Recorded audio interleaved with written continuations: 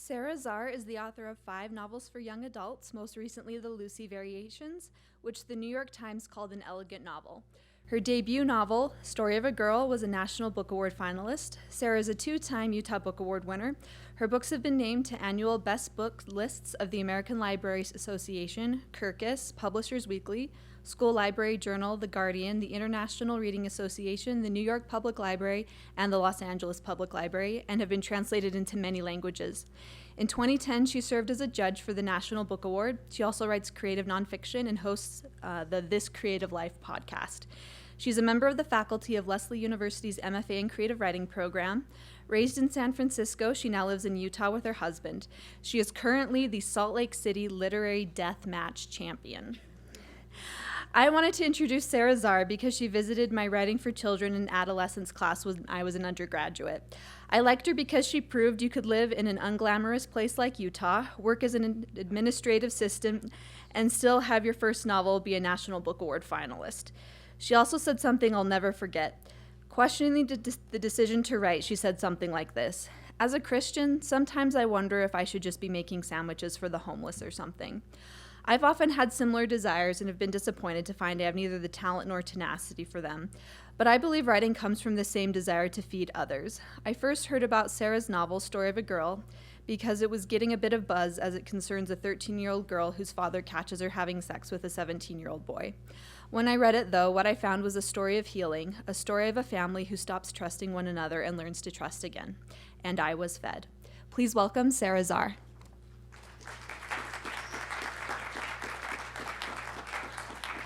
Thank you. That was really moving. Thank you.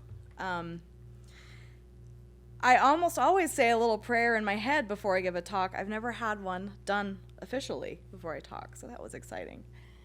Thanks so much for having me here today. I saw a tweet just before I got here from the reading series saying I was witty, and so I hope no one is too horrified by the fact that my readings are going to be really sad.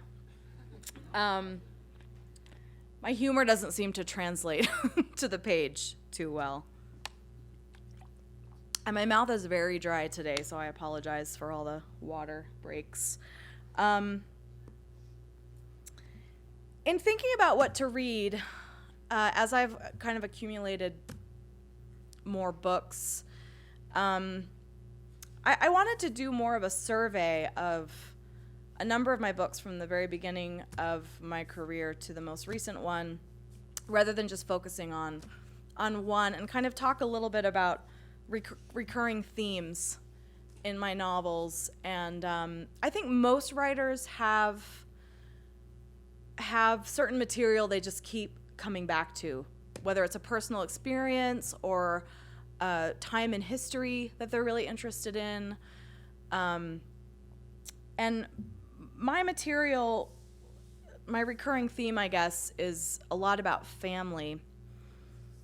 How kids who have been abandoned by parents in one way or another, through absence or death or emotional neglect or abuse, manage to get through it intact, and mostly exploring the role that other people play in this, that we need people, that we need some sort of family unit, whether or not the ties are biological. Sometimes in my books this is a sibling, or a teacher or a friend or a group of friends. Sometimes it may end up being the actual biological family that was causing the problems in the first place, as the families try and kind of learn how to love each other better. In my books, there are a lot of girls longing for some kind of deeper connection with their mother often. Although if you look at my books, it's usually the fathers that are the most obvious source of abandonment. There's a lot of maternal longing as well, which I didn't know I was doing. And then around my 4th book, my mom said, I'm starting to wonder about your issues with me. But mostly I'm interested in characters who recognize that there's something not quite right with the world. They have this sense that I think we're all born with, that things are supposed to be a certain way. Like, we're supposed to be better at loving each other, and we're supposed to be better at forgiving each other. We're supposed to be better at connecting, and yet we're constantly failing at that. And these characters often have not seen this by example in their own families, but they have an innate sense that this isn't right, I know this can be better, and they're sort of clawing their way to some sort of getting closer, closing that gap between how things are and how they should be or how we wish they would be.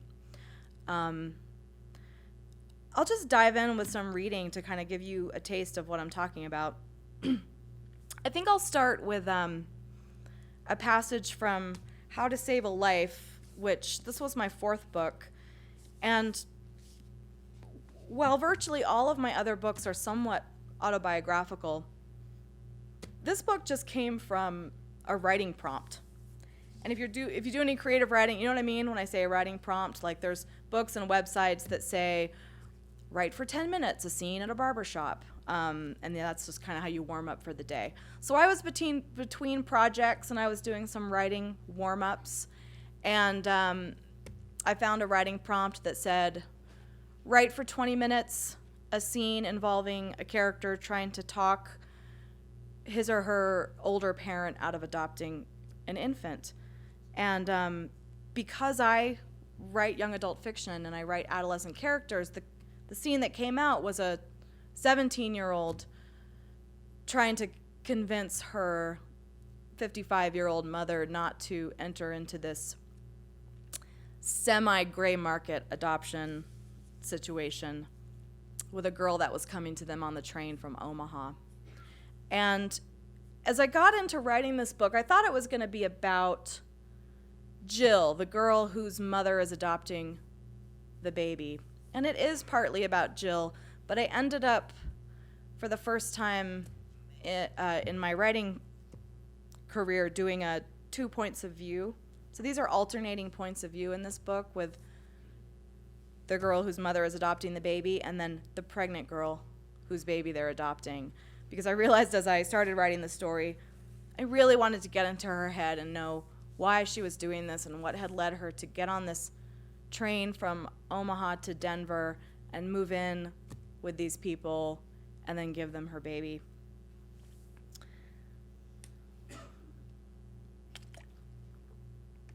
So I'm going to read a section where it's Mandy's voice. Mandy is the pregnant girl.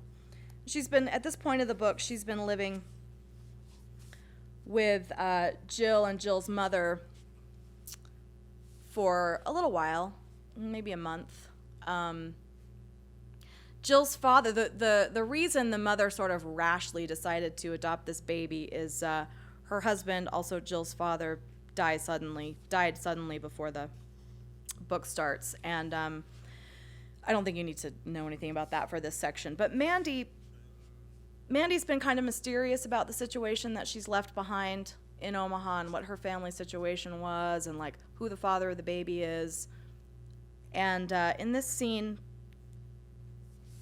she's reading a book that Jill's mother wanted her to read, one of those kind of what to expect when you're expecting kind of books. And this gets to like the longing for repaired relationships. So this is from the book she's reading. You're probably getting uncomfortable at this stage of your pregnancy, yet eager to meet your baby in person. A lot of first-time mothers start to worry at this point that their baby will not fit through their birth canal. Your healthcare provider can help you determine whether or not your baby is too big to fit through your pelvis. Other women worry that their baby could fall out. I close the book. Robin shouldn't make me read these things. In the old days, there were no books about being pregnant, and women did it anyway, and for generations, we were all born, so what's the point? My great-grandmother was born in the middle of a dust storm in South Dakota that killed all the crops and half the livestock. We're strong, at least on my mother's side of the family. I don't know about my father's. We have another appointment with Dr. Yi this week, and I'm not going to ask her if the baby will fit through my pelvis. She'd only give me one of those looks like I'm stupid. It's been exactly 2 weeks since I got here. By now, my mother must be wondering how I am. I dreamed about her last night, that she was holding my baby and telling me at last I'd done something right. In real life, she wanted me to get rid of it, but in my dream, her eyes were so full of love and pride that I woke up aching for her. The house is quiet. Jill's at school, and Robin has a meeting in the city. A few flakes of snow blow by the living room window every now and then, and I wonder if it's snowing in Omaha. My mother hates winter. She'd like to move somewhere like Florida or Arizona and be warm all the time. Kent says it's too expensive. That's her mother's last boyfriend. Maybe when he retires, he used to say, and Social Security can pay for it, or after he makes his fortune, after his luck changes. I stand by the window and stare out until my back hurts. Normally, I don't feel lonely here, but today, I do. I can't get the dream out of my head, the eyes of my mother, and how she touched the baby's downy head with so much tenderness.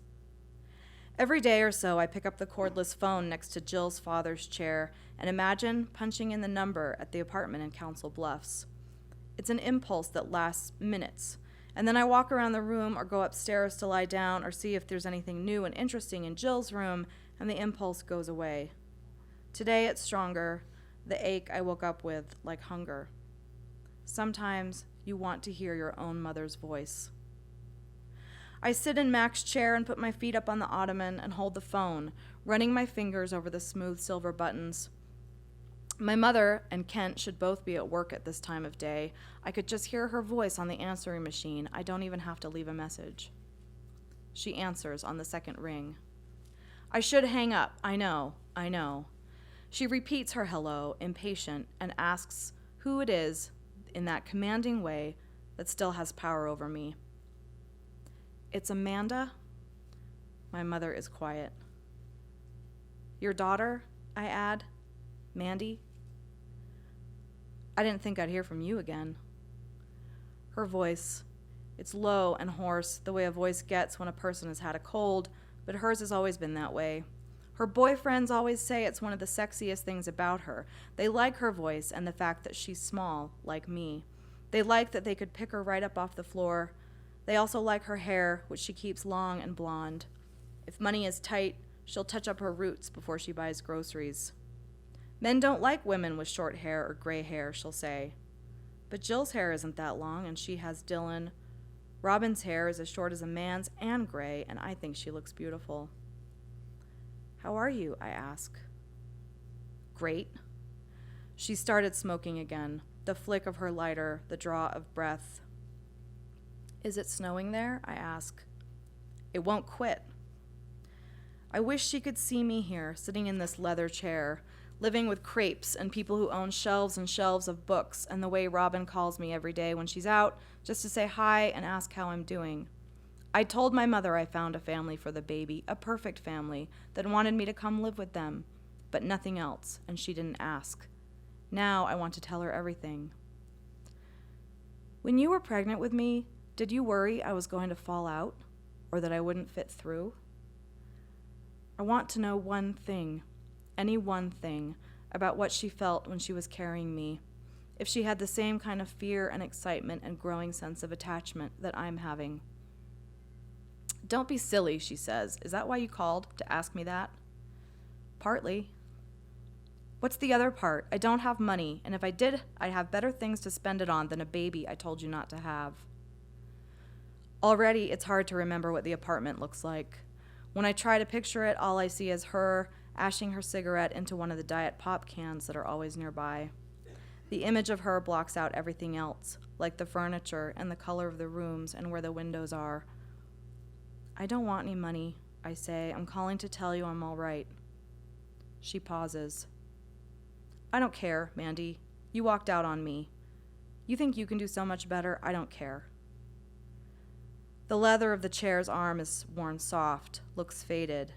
Mac must have run his hand over it 1,000,000 times, the way I am now. Okay, you can tell Kent I'm all right if he's worried. She laughs her small, hoarse laugh. Don't you wonder why I'm home when I should be at work? I'm packing up to leave. Almost the second you were gone, Kent gave me the heave-ho. I've got my things here in garbage bags lined up by the door. Where will you go? I ask. You don't care. A friend from work is putting me up. A man friend, probably, I think. Tell me this, Amanda, she says. Does your perfect family know they're getting themselves an Indian baby, born to a high school dropout? Yes, I say quickly. That had better be the truth. Knowing you, it's not. And you'd be surprised how even the nicest people get ugly when it comes to these things. So if it doesn't work out, don't come looking for me to take care of you. The phone is getting warm against my cheek. Maybe it won't be Indian. She takes another drag on her cigarette, then says, I knew it. And I imagine her shaking her head, as if she's so sure when it comes to who I am. I knew you had to be lying when you said that was your first time. It was my real first time, I think. Maybe it will be white, I tell her, like Kent. There's a long pause, and I'm glad there are more than 500 miles between us. What are you saying, Mandy? My hand shakes as I take the phone away from my ear and press the red button that ends the call. Mac's chair is in the perfect position for looking out the big living room window. The snow has stopped, and the mailman is coming up the walk. Here, the day is normal, just like yesterday was and tomorrow will be. I work on erasing the conversation with my mother, and all that's left is the same ache that I woke up with, the ache that was for the mother in my dream. Backing up to my first book, Story of a Girl,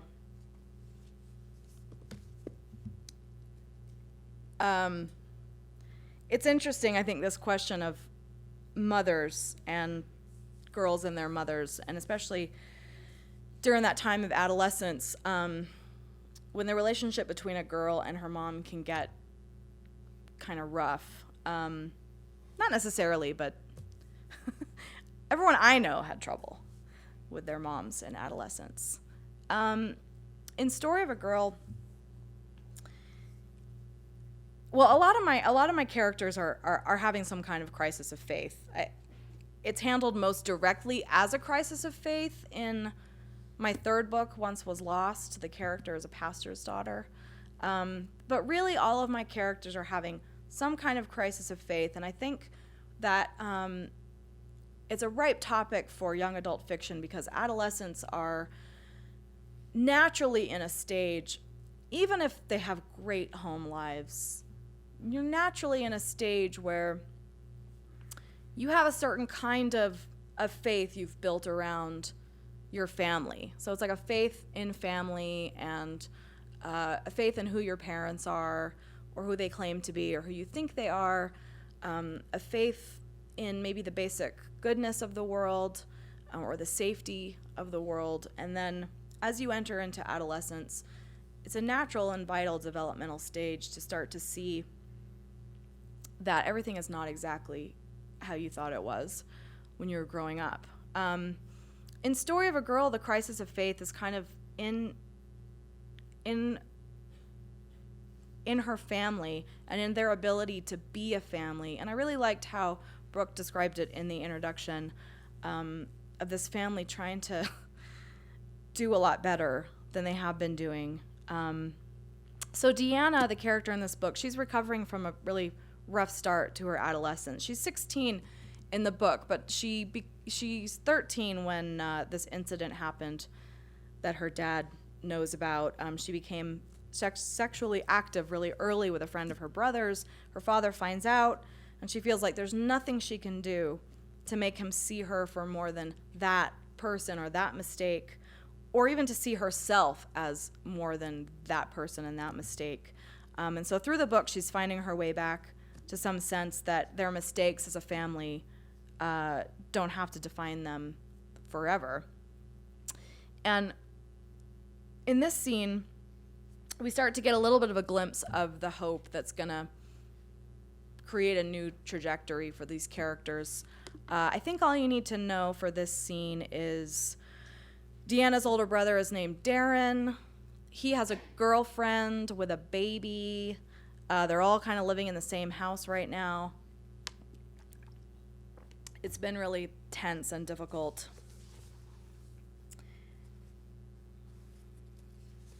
And here the tide starts to turn a little bit. And if you were in the class I was just talking to, you can, and someone was asking about endings and how I decide on endings, and I was talking about where the sort of a turning point is and then having more pages after that. This scene is like really close. It's kind of in that 15 pages from the end space that I was talking about. The Mandy passage I just read, a couple of my books are in that first person present tense. A couple of them are in first person past, which is what this book is, and then Lucy Variations is in third person, just if you're a writing nerd and you want to know that stuff. This is Deanna's voice. I was off work and didn't know what to expect with Dad and me both home. Mom had left a note for me to put a casserole in the oven, so I did, and set the table for 4. Stacy, that's her brother's girlfriend, left for her shift, and Darren came home from his. "What are you doing?" he asked, appearing in the kitchen, carrying April in her car seat. He took in the set table, complete with water glasses and cloth napkins. Making dinner?" We looked at each other and both came out with the same nervous laughter. Darren ran his hand through his hair. "Why not? This family's done crazier things than eat together." When Mom got home from work and found us there, her tired face lifted. "You kids are both in tonight? That smells wonderful, Deanna." "You made it, Mom. I just put it in the oven." "I can take over from here," she said, setting her purse down and rolling up her sleeves. "It's okay," Darren said. "We got it covered."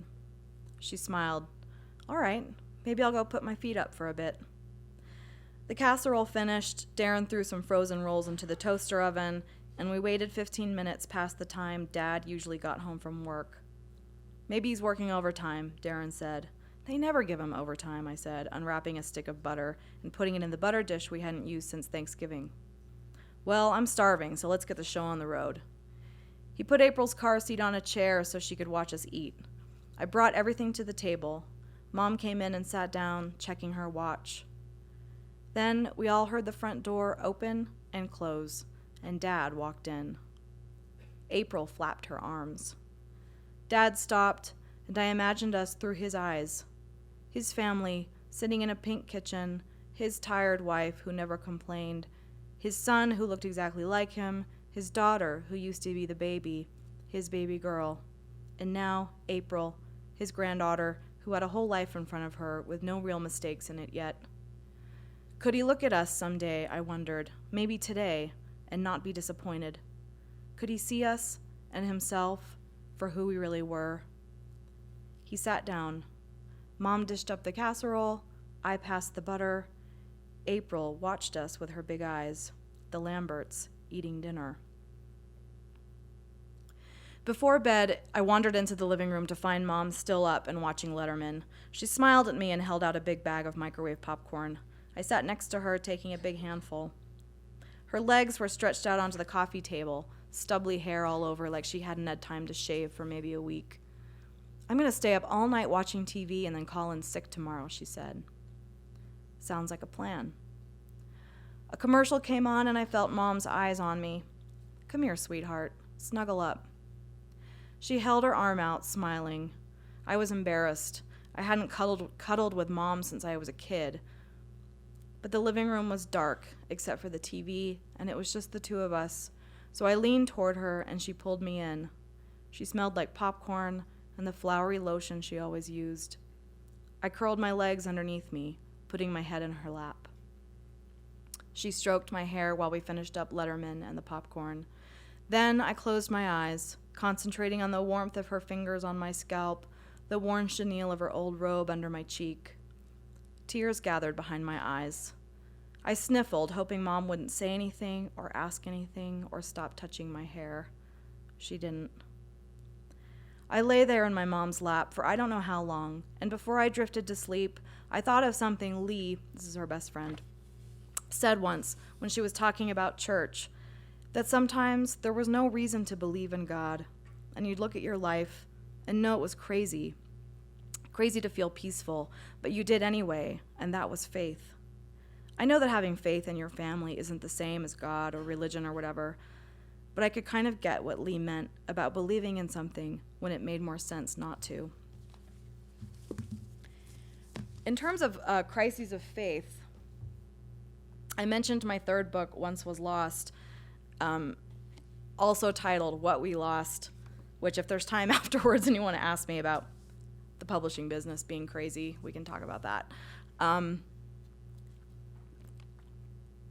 Once Was Lost is a book that I started writing during the time that Elizabeth Smart was missing. So she had gone missing and then she wasn't yet found. And I was working as an administrative assistant at First Presbyterian Church downtown in Salt Lake. And my first book hadn't come out yet. I was still just in very early stages of my writing career. And I found myself with a real, that event, that Elizabeth Smart missing, precipitated a real kind of crisis of faith for myself. You guys are probably all, because this was like 10 years ago now. Do you even know what I'm talking about? Do you remember? I'm sure. I feel really old sometimes, because I guess that was like 2002. Anyway, so I was going to say, do you remember it was really, really hot that summer? But you probably don't remember. And also, it's really, really hot every summer. I think I moved here from San Francisco in 2000, and I still hadn't adjusted yet to warm weather. So I found the heat extremely oppressive. And I would walk home from this job that I had at the church. I was very discouraged. I had been writing for about 7 years, and nothing had happened yet with my career. And I just really worried that I was somehow on the wrong path. And part of my job at the church was to type up, in the Presbyterian church, it's called like the Sunday Bulletin. It's the piece of paper you get when you go into church. And I've been to a couple board meetings. I know there's usually like a piece of paper, but so it's a similar thing. And the one at the Presbyterian church has usually like whatever the liturgy is. So from like the Anglican Book of Common Prayer or whatever, like the readings for that week, usually we'll go ahead and print like the Bible verses and then the words to the songs and the hymns and the doxology and stuff like that. So that was my job all week, mostly was assembling. It was really huge. This is before the days when people were more trying to go paperless. This thing was like 8 pages every Sunday, so it was a big project. And I found myself in this weird job of typing up all these scripture passages and hymn words and then walking home after my day's work. It was like a part-time job. I worked till about 3 p.m, and I lived in the Avenues, and I would walk home and see the posters for Elizabeth Smart and the blue ribbons that started to appear. And I felt very hopeless. I had been feeling hopeless about my own life, and then when that happened, I just felt like, well, that's totally hopeless. Missing girls don't come back. And just found myself just really kind of, losing any faith I had that anything good could ever happen in life or in the world. And then she came back, and I had already started writing this book. And it's not about her. It's not about that. It's about a pastor's daughter who lives in a small town, and a girl in their community goes missing. And that's just sort of the backdrop and the catalyst for a number of issues that are going on in this character's life. And I really struggled with how to end my book, because I felt like having the missing girl come back would be so unbelievable, but then it happened, and I really wanted to have that in the story, that sometimes these miraculous things do happen. And this scene, I guess, this is Sam. Samara is the main character. She goes by Sam. She's kind of a quiet, shy 15-year-old. her dad's the pastor in town, and her mom has this secret drinking problem, and the dad has a couple secrets as well. And Sam has lost faith in him, especially not as much her mom. She just wants to help her mom but doesn't know how, but she's lost a lot of faith in her dad and her own sense of that good things could happen in the world or that God cared. In this scene, it's the day after there was a prayer vigil at the church the night before, and it is the day after that, and she is not supposed to leave her house, but she rides her bike out in a storm to go to the church. Sorry. I went to a concert on Wednesday night. You know how that is. So she's on her bike. Main Street is only a block away, and I think maybe I could go to the hardware store and look at more stuff for the yard, but I still don't have money. It feels good to just ride. I don't know why I stopped. Well, I do know. I stopped because Mom stopped. We went through this biking phase after Mom had a bad May. She was supposed to host a women's tea in honor of the wife of a pastor in town who was retiring. Only she forgot until Vanessa's mom showed up in a flowered dress and a hat with a plate of cucumber sandwiches. Mrs. Hathaway realized right away what was happening and took over so well that most people didn't even know anything was wrong. But Mom and Dad fought about it later.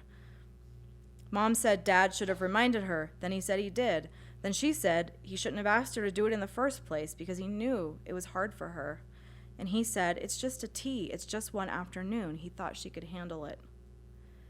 The next day, Mom got me up early and we went to the Walmart in Dillon's Bluff and bought bikes. This is it, she told me. She'd put her hair back with a pink terry cloth headband and had on running pants and sneakers that were still nearly brand new from when she was going to take up running. A new leaf, she'd said. When she handed the credit card to the cashier and told him about an article she'd read on how exercise could cure you of depression, make you sleep better, make you nicer, and give you good skin. Sorry, that sounded like an incomplete sentence, but I just left out a word. I can't remember how many times we actually rode together, maybe 3. But I didn't care if we were on bikes or organizing the house or watching TV or playing a game, as long as I knew she was okay. And now I don't know if she's okay. Obviously, at rehab, she won't be drinking, but maybe she goes to sleep crying every night or hates the people there, or the people there don't understand her like I do, because I do. I'm the only person who knows what she goes through, being Mrs. Reverend Charlie Taylor. Everyone expecting you to be camera ready all the time, like she said. Everyone expecting your husband to be available 24 hours a day for their supposed needs. And if your husband looks unironed or underfed or overfed or too pale or too tan or too rich or too poor or is late for something or forgets it altogether, it reflects on you. Not that that's an excuse to drink, but maybe it is a little bit, I don't know. In the distance, thunder claps and those dark clouds are coming in closer. It's going to rain, I can smell it. I pedal faster and realize I'm getting near the church, that somehow that's just where the bike pointed. I ride around the block twice. The lot is empty, which is a little odd since usually my dad and sometimes the organist are here getting ready for Sunday. Even without going in, I know exactly how the sanctuary will look, how it will feel. I've walked up and down those aisles between those pews my whole life. It was home. And I guess what I feel now is that it's not. Like I've been betrayed, and even though I know I could physically go in, locked out. By the time I coast through the empty parking lot a third time and stop at the side entrance of the church, my shirt clings and my hair is coming loose. The clouds are thick overhead. I lean the bike against the stone wall and stand outside the door. I know it won't be locked. Against the objections of the building committee, my dad always leaves this door, which goes straight into the sanctuary, unlocked, so that anyone who feels like they want to be inside of a church any day can. There's a story in the Bible, a parable Jesus tells, about a widow who'd been done wrong. She shows up to the judge's house day after day, knocking on his door, demanding justice. And eventually she gets in. Even if some part of me feels locked out, I have a right to be here, a right to make my own demands. I go inside. It smells like wax, from the candles at last night's vigil. It's still warm, too, as if the heat from all those bodies hasn't had a chance to go anywhere. Just one light is on, one of the chandeliers near the middle of the ceiling, and it casts just enough of a pale glow that I can see where I'm going. Not that I need it. I sit at the end of a pew near the back, close to where I sat last night. Without the crowd here, I have a clear view of all the stained glass. Not just the big windows in the front, but the side ones, too, the ones with scenes from the life of Jesus. Rain starts to blow against the windows that are all around me, and every now and then a gust of wind rattles the door, and the sulfur smell of rain mixes with the warmth and wax, and I close my eyes and do what I haven't done in a long time. I picture myself there. There, with Jesus, in all those places where he performed miracles, all the places where he became who he was going to be. I imagine sitting on the bank of the river where he was baptized, and wonder if I'd noticed the heavens opening up, or if it was the kind of thing that was more subtle. I imagine being passed a basket of bread that magically never gets empty, and taking a bite of the fish that feeds thousands. Would it be creepy, the way it never ran out? Or would everyone just be laughing in that certain way you laugh when amazed? I imagine being a shepherdess on the hillside when Jesus went out looking for his one lost sheep, robes blowing around my legs, a rough wooden staff in my hands.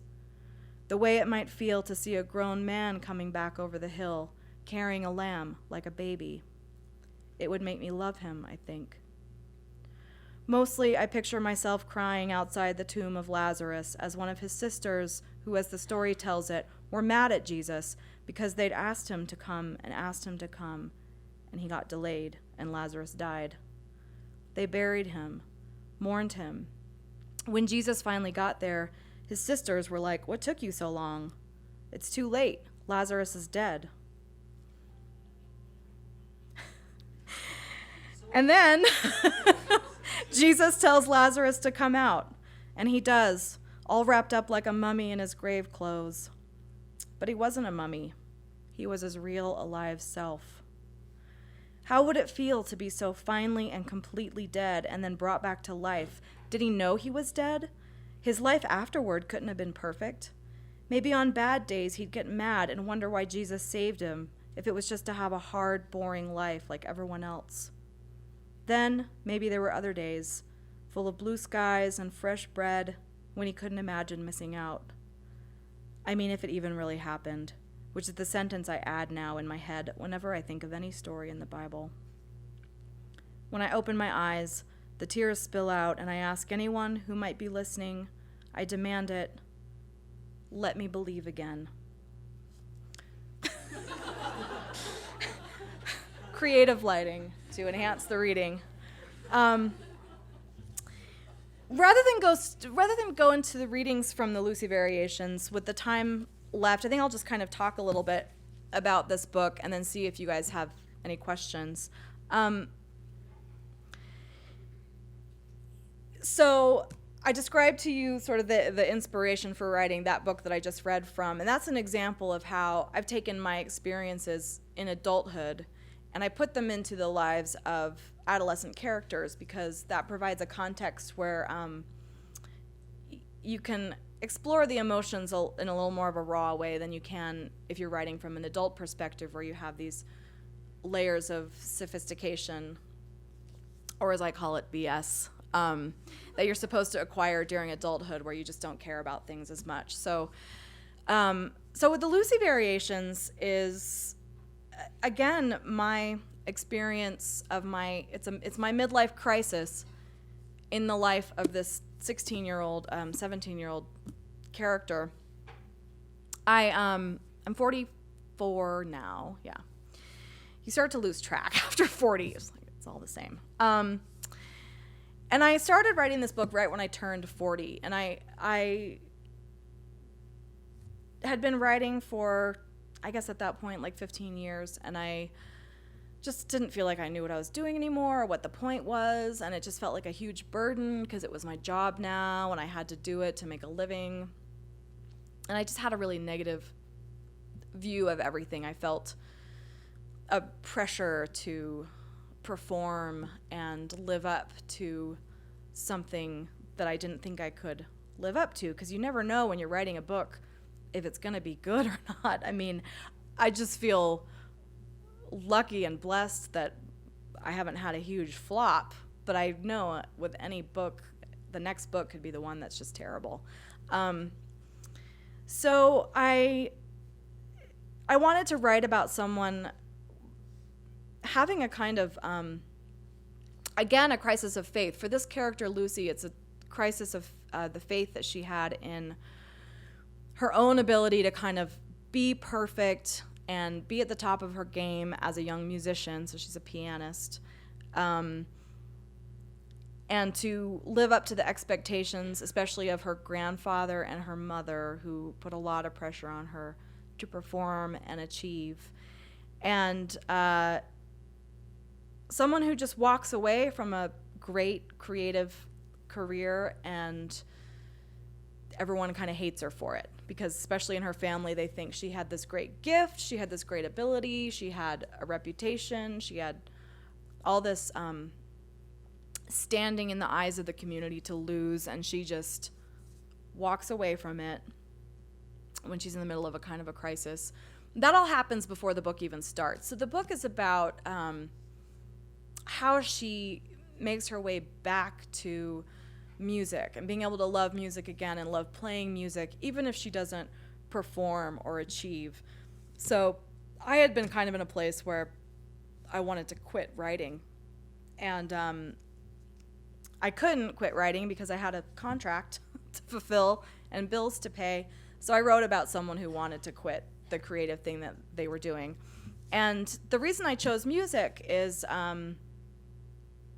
my parents met in music school at Indiana University, and they both have advanced degrees in musicology. And my dad was a conductor and a music professor, and my mom is a cellist and guitarist and a songwriter. So I grew up with a lot of classical music around me, so I knew that was a thing I could write about, because it's really awkward when you're a writer to like write about writing, so I didn't want to have a character that was a writer.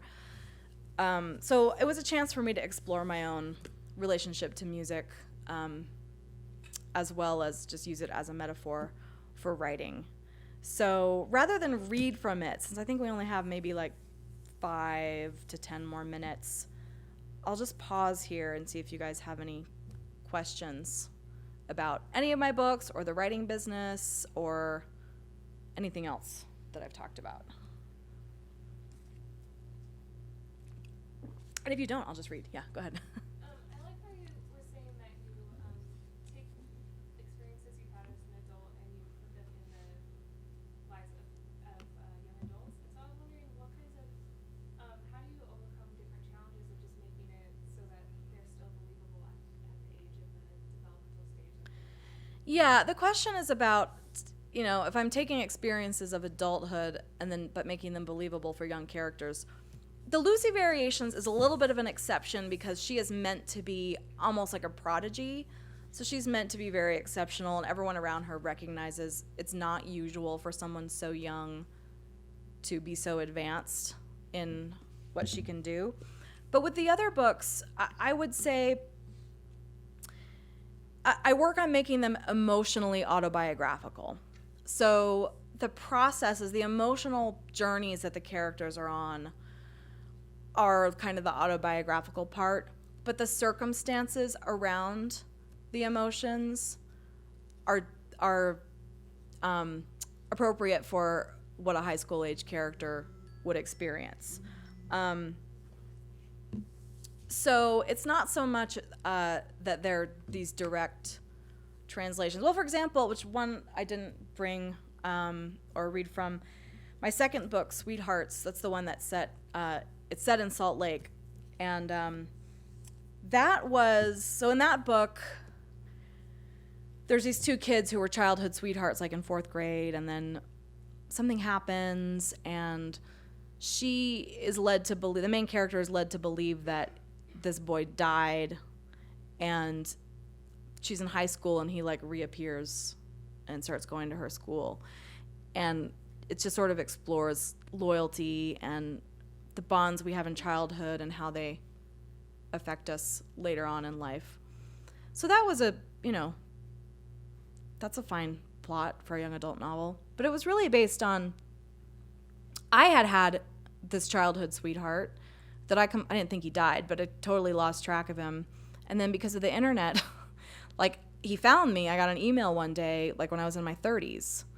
And we ended up talking on the phone that night for like 4 or 5 hours. And it was really interesting to think about how someone you last saw when you were like 10 years old, and then you hadn't spoken to them since. And we still had like all this stuff to talk about. So I was interested in the power of childhood connection. So that's an example of taking something from my own life, but working it into a plot that would make sense for a YA novel. And that's another thing that would be weird to write about as an adult novel.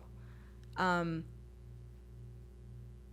it just, I don't know if that's enough of a story in some ways, whereas the power of emotions in adolescence make it a story. Yeah, that's an example of that, I guess. Yeah. How did you first get published? So my publication story is, I wrote like 4 novels that didn't get published, and then I wrote a novel, Story of a Girl, which I read from, and I knew that one probably had some legs. Like the other ones, I didn't care about enough to keep rewriting until they were good enough, but I cared about that story. And I went the real traditional, I didn't know anyone or have any special connections. I sent a letter with sample chapters to a literary agent in New York. I mean, I'm making this sound a lot easier than it was. Over a course of 3 years, I sent a query letter and sample chapters to like 30 agents. But one eventually signed me and sent it to publishers. And all my books are published with Little Brown, which is like a medium size of the New York publishers.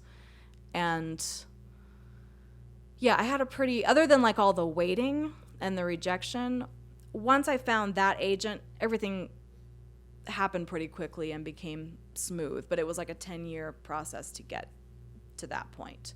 But you don't have to know people. I think the most important thing to focus on is the writing itself and finding your voice and making the writing as good as you can make it. And then that increases your chances for everything else happening. In the back, yeah. A favorite of my books that I've written? No. I guess I really love How to Save a Life. I don't know. It's weird. It's like picking a favorite child. Well, it's not like picking a favorite child. Books are not like children. But it usually I'm most excited about the book I'm currently working on because it still has the potential of being something. Once it's a final printed book, then all you can see like is what's wrong with it. But when it's more in the developmental stage, it still has all this potential. So I usually am most in love with that one. Yeah. What's your opinion on authors' contracts and its relationship with the creative process? It's a difficult relationship. I was telling the class earlier, ever since my first book, every book I've written since then, I've had the contract before the book is finished. So in some ways it's been bad because in a way it doesn't, once it's under contract, I feel like it doesn't belong to me. Now it belongs to them and it's going to be a product that they sell. And that can mess with your head. And you just feel like everyone's watching you do it. And you're like worrying about the money and like, did I get overpaid or underpaid or like what's happening? But on the other hand, I would have trouble getting my work done without that pressure. So I'm trying to find exactly the right amount of pressure. It's too much right now. I would like it to be, but I think it'd be too little to have no contract or deadline, so I'm trying to find where I can find a sweet spot in the middle where I've got a deadline but not like all this pressure, and I retain some ownership of it longer than I do now. Yeah. You don't shy away from being Christian or from having characters who have a religious aspect to their lives. What I wonder is, have you ever had pressure from the industry, in a sense of trying to pigeonhole?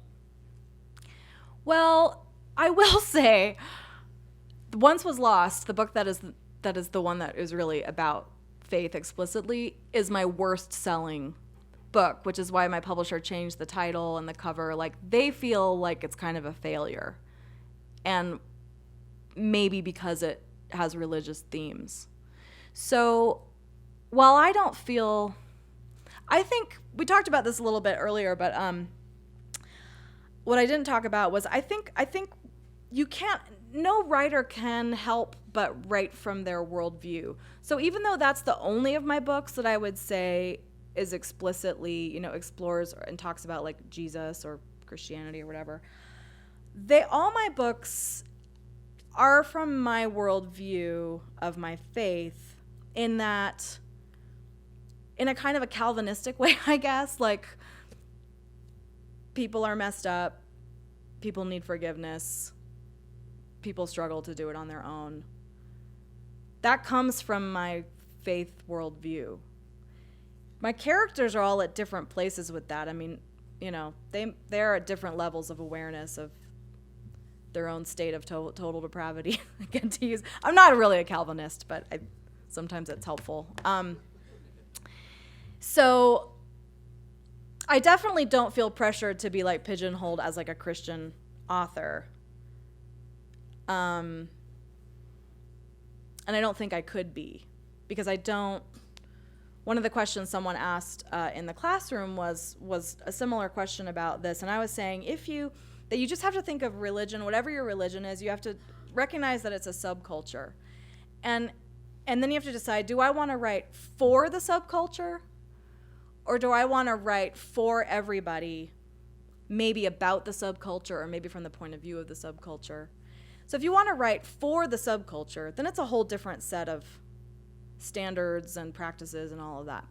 If you want to write for everybody, or potentially everybody, and find a wide audience, then it's more about writing from the more subtle ways things come through your worldview. So there's a great quote from Flannery O'Connor, and she said, "Your faith will be the light by which you see, but it is not a substitute for seeing." So yeah, I think what happens to me more is people think on the Christian side, people think my material is inappropriate. So I'm kind of like in a no man's land there. It's been interesting. I mean, when I started, like what Brooke alluded to in the introduction, I worried maybe one reason I wasn't getting stuff published. I was like, maybe God doesn't want me to be a writer, and God's mad at me, and I have to write Christian books or make sandwiches for homeless people. And I don't think that was the case. I think the world really needs lots of different stories, and that stories that come from a kind of redemptive worldview are culture's hungry for those stories. So what I told the class earlier is just you have to be very aware of your own agenda and your own tendency to want to write toward an answer rather than leaving kind of the questions there to be wrestled with by the reader.